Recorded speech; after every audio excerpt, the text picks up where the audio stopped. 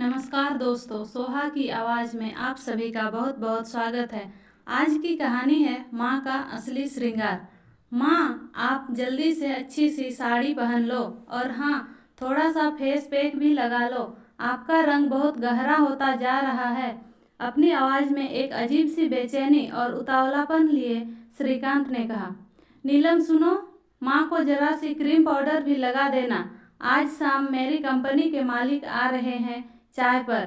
माँ बिल्कुल स्मार्ट लगनी चाहिए। नीलम हल्की सी मुस्कान के साथ बोली, जी। और फिर सासू माँ के कमरे की ओर बढ़ गई।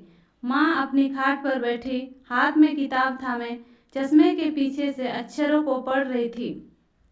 नीलम ने साड़ी बदलने और चेहरे पर चमक लाने का पुरजोर प्रयास किया, मगर माँ तो माँ थी, दृढ़ अडिग। उन्होंने जरा भी बिना हिचके कहा, मुझे कुछ नहीं करना।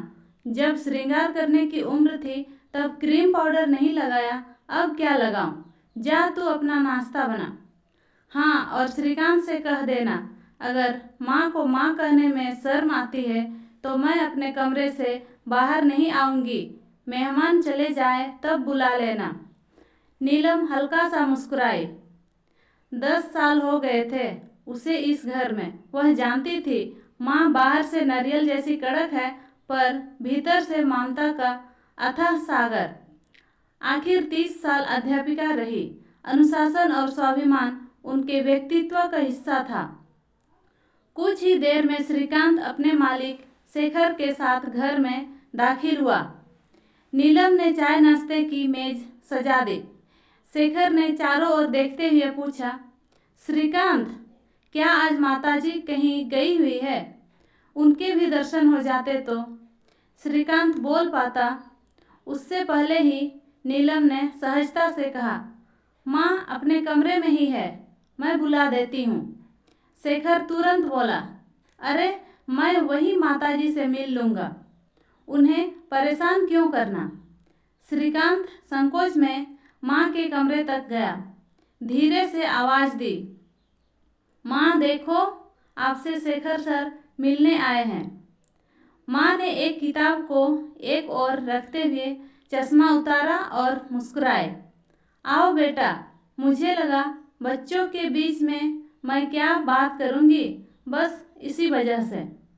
शेखर ने झुककर उनके चरण स्पर्श किए। उनकी आंखों में सम्मान और चेहरे पर आत्मीयता झलक रही थी।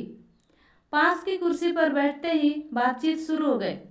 कुछ ही देर में शेखर मंत्रमुग्ध हो गया। माँ की आवाज़ में वही ऊर्जा, वही विश्वास। गीता के श्लोक, कबीर की साखियाँ, जीवन के प्रेरक प्रसंग, हर शब्द जैसे आत्मा को छू रहा था। आप लोग यहाँ कितने समय से हैं? शेखर ने पूछा। माँ ने कहा, यहाँ आए तो 4-5 साल ही हुए हैं। पहले हम बनारस में रहते थे, वही सरकारी स्कूल में मैंने 25 साल तक पढ़ाया। अचानक शेखर चौंक पड़ा। क्या आप जयंती मैम हैं? माँ अचंभित होकर बोली, तुम मेरे नाम से? शेखर की आंखों में चमक तैर आई। मैम, मैं भी उसी स्कूल में था, सिमरन मैम की कक्षा में।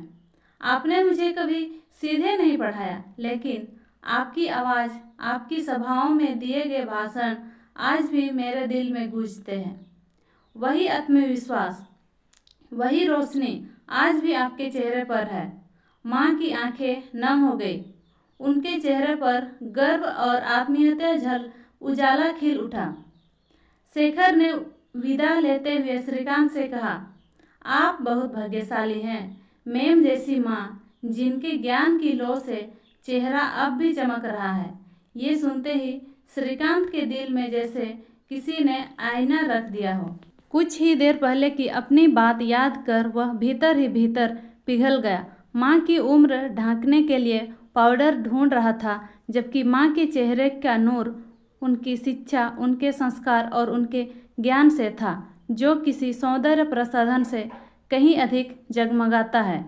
श्रीकांत की आंखें झुक गई और मन में एक ही विचार उमड़ पड़ा, माँ वास्तव में घर की रोशनी है, जिन्हें सजाने की नहीं, सिर्फ पहचानने की ज़रूरत होती है। माँ की खूबसूरती उनके चेहरे की चमक में नहीं, बल्कि उनके ज्ञान, त्याग और ममता में होती है।